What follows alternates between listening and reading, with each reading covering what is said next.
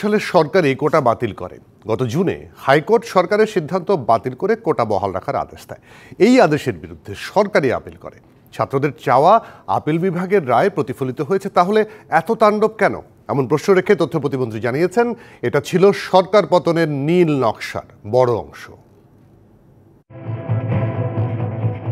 ব্যবসায়ীদের সঙ্গে প্রধানমন্ত্রীর বৈঠকের শুরুতেই তাণ্ডবের কিছু ভিডিও চিত্র তুলে ধরেন তথ্য প্রতিমন্ত্রী। পরে জানান কোটা আন্দোলন নিয়ে সৃষ্ট পরিস্থিতি ও সরকারের নানান উদ্যোগের কথা। কাজে আমাদের অবস্থান বৈষম্য বিরোধী মেধার পক্ষে, তাদের অবস্থান বৈষম্য বিরোধী মেধার পক্ষে। তারা পরিপত্র পুনর্বহাল চাচ্ছে, আমরাও সেটা পুনর্বহালের জন্য সর্বোচ্চ আদালতে লড়াই করছি। কোনো পার্থক্য নাই, কিন্তু তাহলে এটি এই জায়গায় আসলো কেন?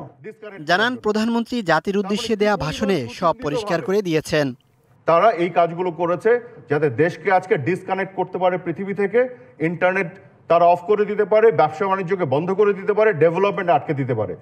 এত কিছুর পরেও কে কার বিরুদ্ধে আন্দোলন করলো? দেখেছেন পৃথিবীর যে কোনো দেশ হলে এই ধরনের কেপিআই কে যদি ভিতর ঢুকে আক্রমণ করত, গুলি করার একেবারে বাই ডিফল্ট নির্দেশ থাকতো।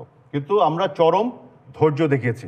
ডেটা সেন্টার জ্বালিয়ে দিয়েছে, বিটিভি পুড়িয়ে দিয়েছে, ঢাকা থেকে চিটাগং পর্যন্ত।